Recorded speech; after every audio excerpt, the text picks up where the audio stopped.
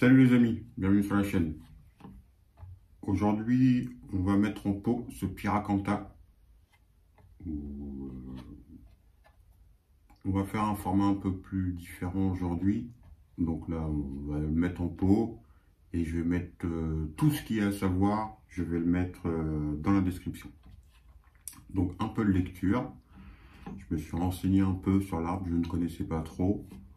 Donc on va lui changer sa poterie car son pot, celui-ci qui a là, j'en ai besoin pour un plan de cotoénaster qui fait pas mal, qui s'en va en cascade. Donc je vais me servir de ce pot là dans une prochaine vidéo pour le coteau. Et celui-ci, on va le mettre dans un autre pot.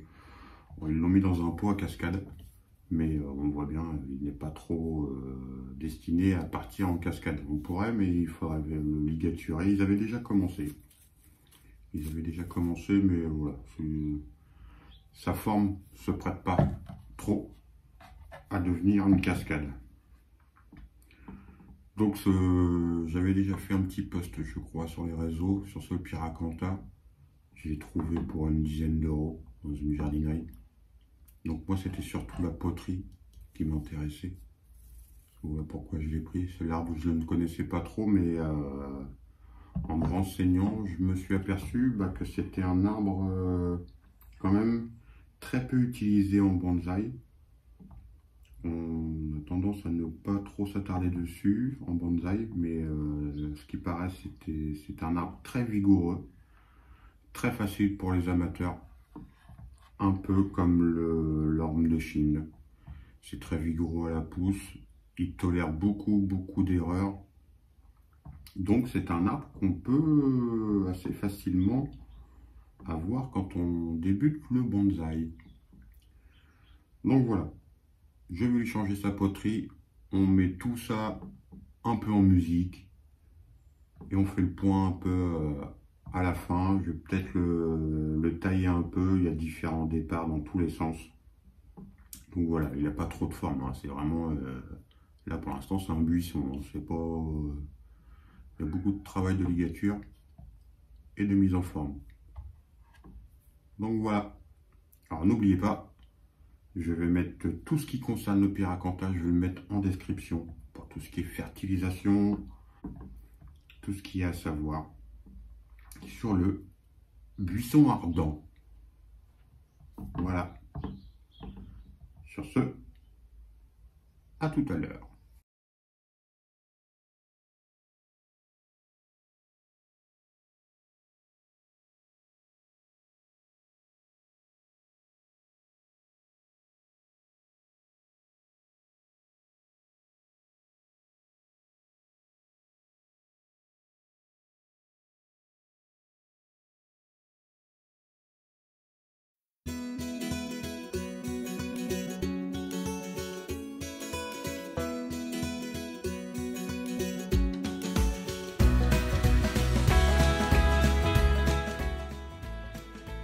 Donc voilà, je l'ai nettoyé, je lui ai enlevé plus d'un tiers de son parc racinaire. Donc je vais le mettre dans ce type de poterie, plus basse, beaucoup plus basse.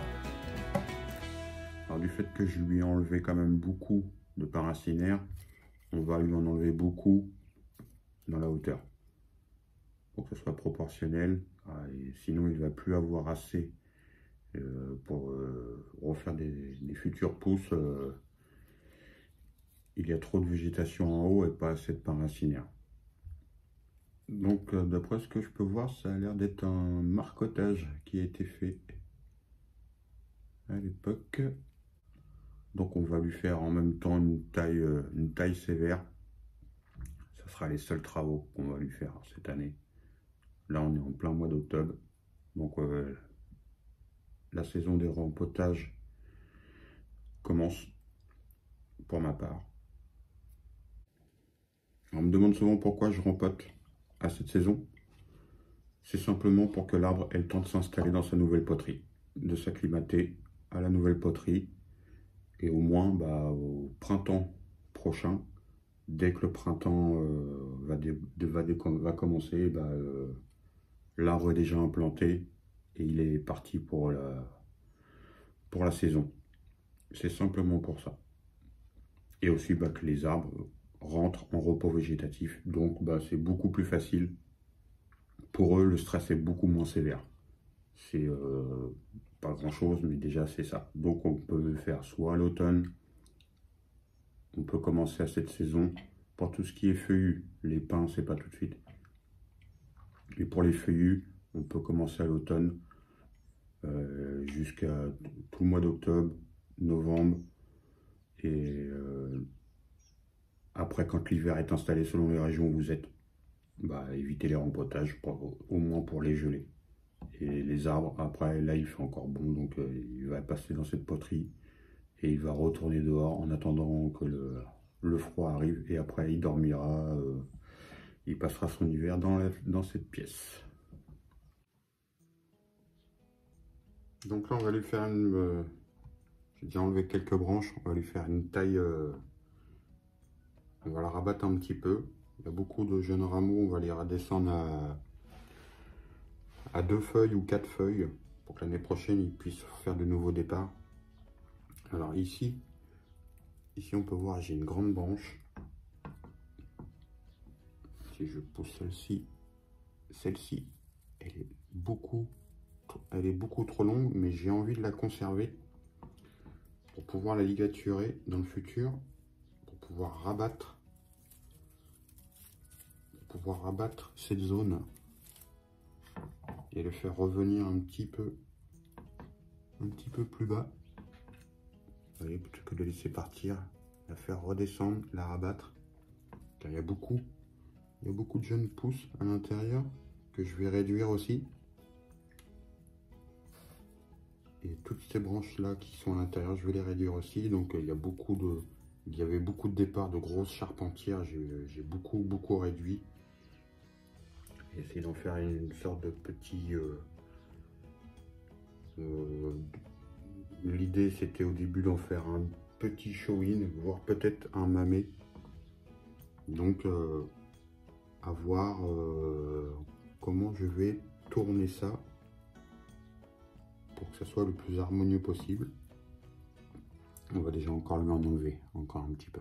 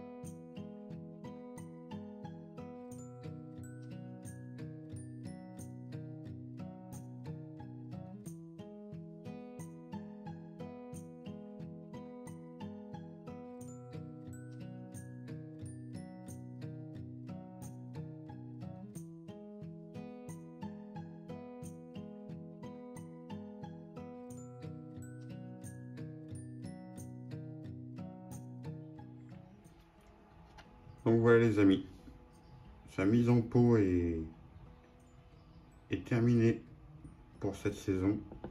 Donc on peut voir qu'il a subi quand même une grosse coupe, grosse taille drastique. Mais bon, l'idée c'était de le rabattre Donc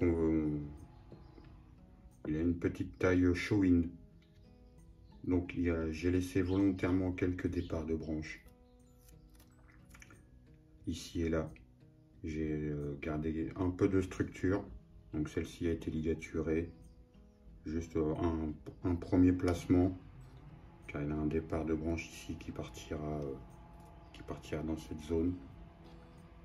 Donc il y a des branches qui sont destinées à disparaître dans le futur, mais on va dire pour les premiers travaux. Donc c'est suffisant pour cette année. Donc l'idée pour celui-ci, un format show-in. Donc il est vraiment tout petit, un pot qui fait 3,5 cm de profondeur. Je le rappelle, il était dans un pot à cascade. Donc le pot à cascade va me servir pour un autre, mais il n'était pas destiné à être en cascade celui-ci. Enfin pour ma part à moi.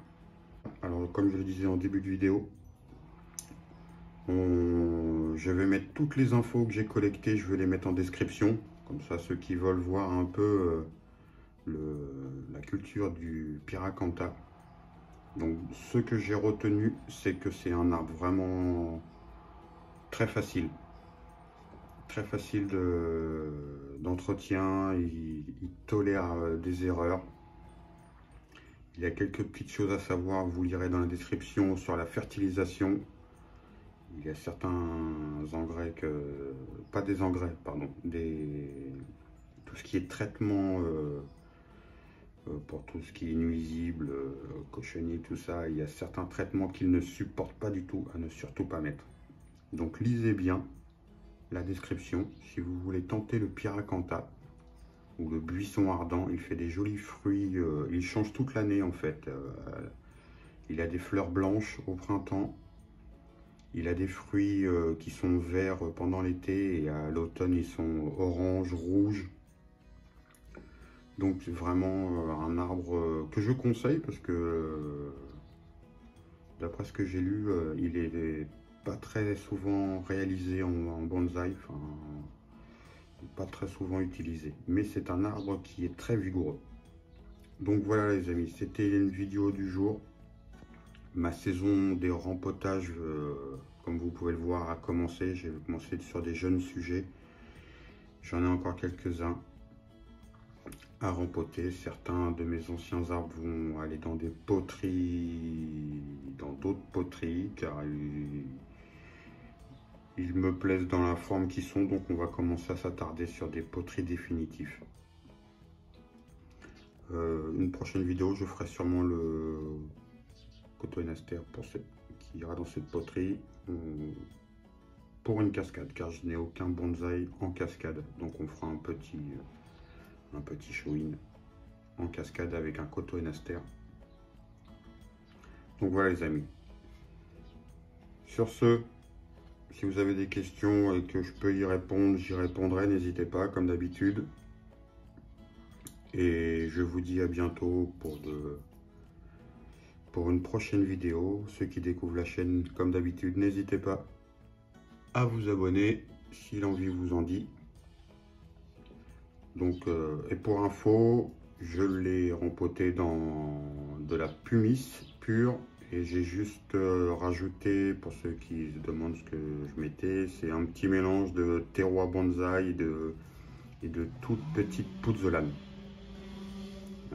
Excusez-moi pour le bruit ambiant, il y a des travaux dans le quartier.